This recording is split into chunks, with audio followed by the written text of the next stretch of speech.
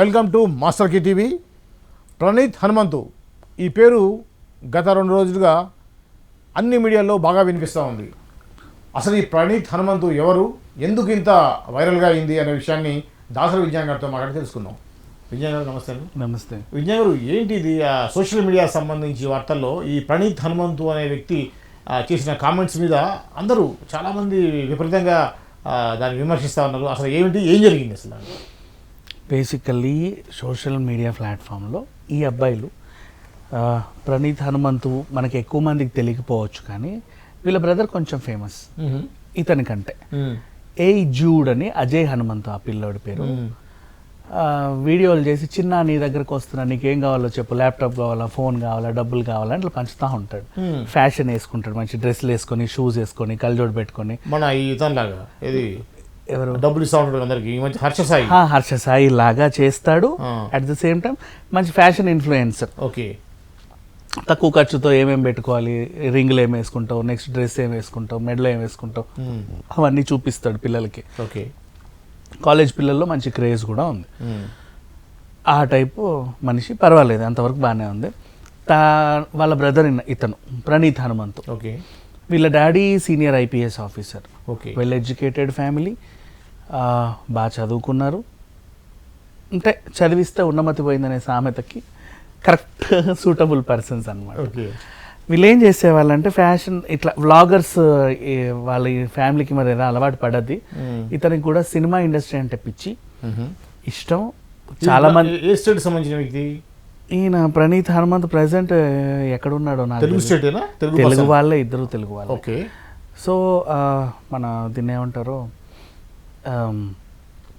Cinema వాళ్ళతో ఎక్కువ పరిచయాలు ఉండి చాలా సినిమాలు చూస్తూ వాటి రివ్యూలు కూడా చెప్పుకుంటూ సరదాగా ఒక టీం, 4 గ్రూప్ టీంలు, అందరు ఒకరి దగ్గర ఉంటారు. వీళ్ళందరూ కలిసి జూమ్ మీటింగ్ లో కలుసుకుంటారు. నేను హెడ్ అనుకోండి, నేను ప్రణీత్ హనుమంతు. నా వెనకాల ట్యాగ్ హ్యాపీగా ఉండు మామ అనే టైటిల్. దీంతో నేనేం చేస్తా, ఎప్పుడు ఏదైనా ఒక వీడియో చూసాను అనుకో, ఆ వీడియో ఫ్రెండ్స్ అందరికి పంపిస్తా. వాళ్ళందరూ చూసి వాళ్ళ రియాక్షన్లు దాని మీద చెప్పాలి. ఇప్పుడు ఫర్ ఎగ్జాంపుల్ ఒక వీడియో వచ్చింది, మన ఇద్దరు మాట్లాడే వీడియోనేనండి. మనం ఏదో టాపిక్ మాట్లాడేదాన్ని వాళ్ళు రోస్ట్ చేస్తారు, నేను అనేదాన్ని రోస్ట్ చేస్తారు, మీరు మాట్లాడేది రోస్ట్ చేస్తారు. ఎరా నీకు అలా అనిపిస్తుందా, నీకు ఇలా అనిపిస్తుందా, నా అనాలిసిస్ కూడా చేయొచ్చు. ఇట్లా కొన్ని వీడియోలు చేస్తారు. సరదాగానే ఉండేవి, బాగుండేవి, ఒక ఎక్స్టెంట్ వరకు నిజంగా బాగానే ఉండేవి. కానీ లిమిట్ క్రాస్ అవుతాడని ఇప్పుడు అనిపించింది. ఏమైందంటే లాస్ట్ కొంచెం ముందుకు వెళ్తే, రీసెంట్లీ మనం కన్నప్ప గురించి మాట్లాడడం గుర్తుందా? కన్నప్ప టీజర్ ట్రైలర్ గురించి వీళ్ళు దాన్ని ఎలా ట్రోల్ చేశారంటే, పిన్ టు పిన్ ట్రోల్ చేశాడు. నువ్వు ఎందుకు తీస్తున్నావు రా సినిమా అన్నట్టుగా చాలా వెకిలిగా విష్ణుని ప్లస్ మోహన్ బాబు గారిని అందరినీ చాలా ఒక రకంగా ట్రోల్ చేశారు. మొన్న కల్కి సినిమాలో కూడా అలాగే ట్రోల్ చేశారు. దీపిక పడుకోబెట్టింది, దీపిక నిల్చొని, దీపిక ఆపిక అని చెప్పేసి ఏదో అన్నారు. సరే పర్లేదులే, ఏదో సరదాగా సినిమాల గురించి మాట్లాడుకున్నారు. నచ్చినోడు నచ్చిందంటాడు, నచ్చినోడు నచ్చలేదు అంటాడు, తప్పే ఉంది, అది వాడి ఇష్టం, వదిలేద్దాం. ఇప్పుడు ఏం చేశాడంటే, ఒక తండ్రి ఒక కూతురు ఉన్నటువంటి ఒక వీడియోని అసభ్యకరమైన పదజాలంతో, కూతురు తండ్రితో మాట్లాడవలసిన మాటలు కావు, తండ్రి కూతురుతో మాట్లాడాల్సిన మాటలు కావు, అది కనీసం ఓ తల్లిదండ్రులే కాదు బయట వాళ్ళు కూడా చూడడానికి కూడా జుగుప్సాకరమైనటువంటి డైలాగ్స్ తో నీచంగా మాట్లాడుకొని వీళ్ళందరూ మళ్ళీ ఆ వీడియోని చూసుకుని ట్రోల్ చేసుకుంటూ ఈ డైలాగ్ అనుకుంటూ నవ్వుకుంటున్నారు. అది కాస్త ఇప్పుడు కొద్దో గొప్ప వీళ్ళని ఫాలో అయ్యే వాళ్ళు ఉంటారు కదా, వాళ్ళకు కూడా కొంతమందికి సరదా అనిపించి ఎక్స్లో ఆడిడ షేర్ చేస్తే అటు తిరిగి సాయిధరం తేజ్ చూసాడు దాన్ని. ఇంకా సమాజం ఏమవుతుంది, ఇంత నీచంగా కూడా ఉంటారా మనుషులు, ఒక తండ్రి కూతుర్లని కూడా వదలరా, ఆ పదజాలం ఏంటి, ఆ అబ్యూజింగ్ ఏంటి, అంత నీచంగా ఎలా చేస్తారని 2 తెలుగు రాష్ట్రాల ముఖ్యమంత్రులకు ట్యాగ్ చేసి ఇలాంటి వాళ్ళ మీద కఠిన చర్యలు తీసుకోండి అని చెప్పాడు. దానికి బట్టి విక్రమార్క గారు రిప్లై ఇస్తూ, అవును నేను కూడా కఠిన చర్యలు తీసుకుంటాను, వీళ్ళపైన ఎఫ్ఐఆర్ నమోదు చేశారు, ఫోక్సో చట్టం కింద కేసు కూడా పెట్టాడు, ఆల్మోస్ట్ అది ప్రాసెస్లో ఉందని తెలిసింది. ఇకపోతే ఈ మనోజ్ కూడా దీనికి స్పందించాడు. ఇలాంటివన్నీ సాయిధరం తేజ్ ఇంకో సలహా కూడా ఇచ్చాడు జనాలకి, మీరు మీ పిల్లలతో అందమైన వీడియోలు చేస్తారు, కానీ అవి మీరు మురిసిపుందామని చెప్పేసి ఇంటర్నెట్లో పెడతారు. మురిసిపోయే వాళ్ళు ఉంటారు, అరే పాప ఎంత క్యూట్గా ఉందో చూడు, బాబు ఎంత ముద్దుగా ఉన్నాడో చూడు అని అనేవాళ్ళు 100 మంది ఉంటే, ఇట్లా చేసే వాళ్ళు 1000 మంది ఉంటారు ఇవాళ రోజుల్లో. టెక్నాలజీ అంత డెవలప్ అయింది కదా. వద్దన్నా మీరన్నా మానండి పెట్టడం. ఎందుకంటే మీ తృప్తి కోసం మీరు పెట్టుకుంటారు, మళ్ళీ వాళ్ళు ఏదో అన్నారని మళ్ళీ బాధపడతారు కదా. ఆ బాధ ఎందుకు, పెట్టకపోతే బెటర్ కదా అని ఒక మంచి సలహానే ఇచ్చాడు, తప్పులేదు. మనోజ్కి ఇంకా మండింది, ఆయన అంత చూస్తా ఇంత చూస్తా అన్నాడు.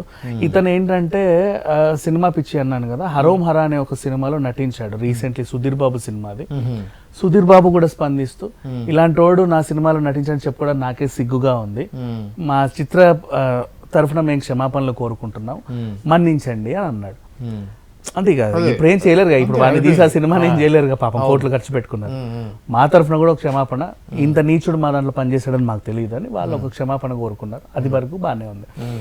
ఇంకపోతే ఇప్పుడు అసలు విషయం మాట్లాడాలంటే, చాలామంది సెలబ్రిటీల గురించి టాపిక్ వచ్చింది కూడా చెప్తున్నా.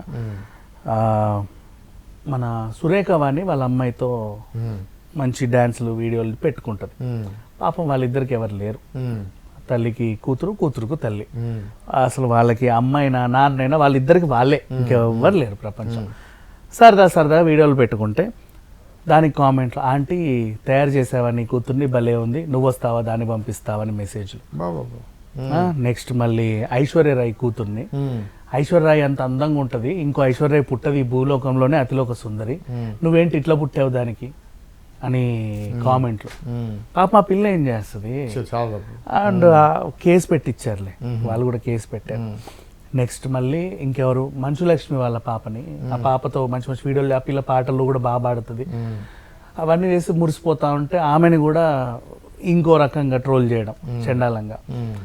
అండ్ సెలబ్రిటీల విషయానికి వస్తే ఇంకెవరు, మన రేణు దేశాయ్ అయితే వాళ్ళ పిల్లని దాచేసింది, చూపించుకోవాలా, అమ్మో ఎందుకు వచ్చిన బాబురా అని. రేణుదేశాయ్ కాదు, ఉపాసన అనుకుంటా. రేణుదేశాయ్ పవన్ కళ్యాణ్ ఇద్దరు పిల్లలు ఉంటే మొన్న బయటకు వచ్చారు కానీ, అంతకుముందు వదినా మీ పిల్లల్ని చూపివా ఎట్లున్నారో చూడాలనుకుంటున్నాడు. ఎవడరా వదినా, ఎవడికి వదినా, ఎవడు నువ్వు, నీకెందుకు చూపించాలి నా పిల్లలని గట్టిగా ఇచ్చుకుంది, అలా దాచుకుంది. నెక్స్ట్ క్లింకార మొహం అయితే వాళ్ళు ఇప్పటిదాకా చూపిలా, సంతోషం మహాప్రసాదం, అది మీరు భలే గుర్తు చేశారు నాకు.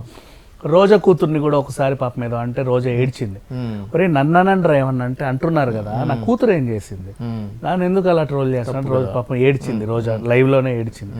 సో సెలబ్రిటీలని ఇప్పుడు మనం మాట్లాడిన 5-6 సెలబ్రిటీలు కాబట్టి మాట్లాడుకుంటున్నాం. అవును, ఎంతమంది వీడియోలని, ఎంతమందిని ఏం చేస్తున్నారు. వాళ్ళు ఏదో మురిసిపోయి వాళ్ళ పిల్లలతో ఆడుతూ పాడుతూ ఒక వీడియో పెట్టుకుంటారు. వాళ్ళ ఉద్దేశం ఏంటంటే, ఇంగ్లాండ్ లో ఉన్న మా తాత చూస్తాడు, వైజాగ్ లో ఉన్న మా పెద్దమ్మ చూస్తుందో, లేకపోతే ఇంకా అలాగే నా చిన్నప్పటి నా స్కూల్ ఫ్రెండ్స్ మేమందరం ఇట్లా ఉన్నాం ఈరోజు. ఇప్పుడు నా పిల్లలు వాడు ఎవడో మెసేజ్ కామెంట్ చేస్తాడు, ఒరే బుడ్డోడు ఎంత పెద్దోడు అయ్యాడరా, మొన్న అప్పుడెప్పుడో చూసినప్పుడు ఇంత ఉండే, భలే అయ్యాడే, పాప భలే ఎదిగిందే, ఇట్లా మాట్లాడుకుంటారు సరదాగా. వాళ్ళకి ఓకే. ఇక అందుకే సోషల్ మీడియాలో వేసుకొని మురిసిపోతా ఉంటారు.